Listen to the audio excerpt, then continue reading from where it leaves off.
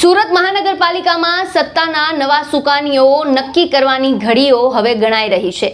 આગામી 2.5 વર્ષની ટર્મ માટે ખાસ કરીને મેયર પદ મહિલા અનામત હોવાથી રાજકીય ગરમાવો ચરમસીમાએ છે। ભાજપ સંગઠન દ્વારા હાથ ધરવામાં આવેલી કવાયતમાં કુલ 58 મહિલા કોર્પોરેટરે મેયર પદ માટે પોતાની પ્રબળ દાવેદારી નોંધાવી છે। પ્રદેશ નિરીક્ષકો દ્વારા લેવાયેલી સેન્સ પ્રક્રિયામાં રજૂ થયેલા 252 નામોના મંતવ્ય બાદ હવે અંતિમ 6 નામ હાઈકમાન્ડની મહોર છે તેના માટે ફાઇનલ કરવામાં આવ્યા છે।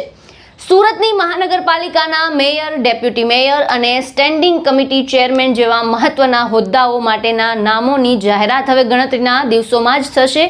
પ્રદેશ ભાજપ નિરીક્ષકો દ્વારા લેવાયેલી વિસ્તૃત સેન્સ પ્રક્રિયા બાદ આગામી 8મી મેના રોજ પ્રદેશ ભાજપ પાર્લામેન્ટરી બોર્ડની મહત્વની બેઠક બોલાવવામાં આવી છે। આ બેઠકમાં સુરતના તમામ ધારાસભ્યો, સાંસદો અને શહેર સંગઠનના ટોચના હોદ્દેદારોની હાજરીમાં સંભવિત નામોની પેનલ પર અંતિમ ચર્ચા વિચારણા કરાશે।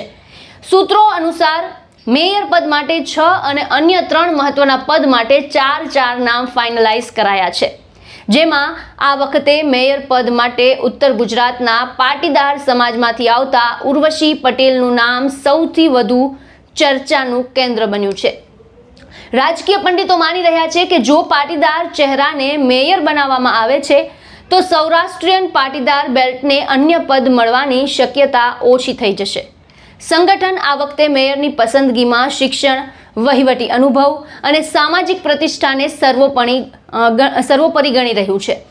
58 મહિલા ઉમેદવારોના બાયોડેટાની ઝીણવટભરી તપાસ બાદ જ 6 નામને શોર્ટલિસ્ટ કરવામાં આવ્યા છે। સુરત મનપાના ઇતિહાસમાં પદાધિકારીઓની પસંદગીમાં હંમેશા પ્રાદેશિક સમીકરણોએ મોટો ભાગ ભજવ્યો છે। વર્ષોથી ચાલતી આ પરંપરા મુજબ મુખ્ય 4 પદમાંથી 2 પદ મૂળ સુરતી સમાજને ફાળવવામાં આવતા હતા। જો કે ગત ટર્મમાં ભાજપે આ પરંપરામાં ફેરફાર કરી પરપ્રાંતીય એટલે કે ઉત્તર ભારતીય અને મહારાષ્ટ્રીયન સમાજને પણ પ્રતિનિધિત્વ આપ્યું હતું। આ વખતે પણ જો મેયર પદ પાટીદાર સમાજને જાય તો બાકીના 3 પદ પર મૂળ સુરતીઓ અને પરપ્રાંતીય સમાજ વચ્ચે સંતુલન જાળવવું પક્ષ માટે મોટો પડકાર બની શકે। પ્રદેશ નિરીક્ષકોએ સુરતની મુલાકાત દરમિયાન કુલ 252 અપેક્ષિતોના મંતવ્યો જાણ્યા હતા। દરેક વોર્ડના સમીકરણ અને કોર્પોરેટરની કામગીરીના અહેવાલ તૈયાર કરવામાં આવ્યા છે। ખાસ કરીને મહિલા મેયર માટે દાવેદારી કરનાર 58 મહિલા કોર્પોરેટરમાં કોણ વહીવટી રીતે વધુ સક્ષમ છે તેની તપાસ કરવામાં આવી છે। આ લડાઈ હવે માત્ર જ્ઞાતિની નથી રહી પરંતુ વહીવટી કુશળતાની પણ બની ગઈ છે।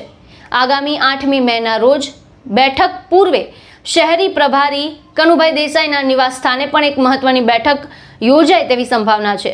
ત્યારે સુરતની જનતા અને ભાજપના કાર્યકરોમાં અત્યારે માત્ર એક જ ચર્ચા છે કે આગામી 2.5 વર્ષ માટે શહેરનું સુકાન કોના હાથમાં જશે। 8મી મેના રોજ મળનારી પાર્લામેન્ટરી બોર્ડની બેઠકમાં લેવાયેલો નિર્ણય સુરતના વિકાસ અને આગામી રાજકીય ગણિતો માટે ખૂબ જ મહત્વનો સાબિત થશે। શું ભાજપ જૂના ચહેરાઓ પર ભરોસો મૂકશે કે પછી કોઈ નવા જ નામની જાહેરાત કરી સૌને ચોંકાવી દેશે, તે હવે ટૂંક સમયમાં સ્પષ્ટ થઈ જશે। આપના શું મંતવ્ય છે સમગ્ર મુદ્દાને લઈને અમને કોમેન્ટ બોક્સમાં જણાવો અને અમારી ચેનલને લાઇક, શેર અને સબસ્ક્રાઇબ કરવાનું ભૂલશો।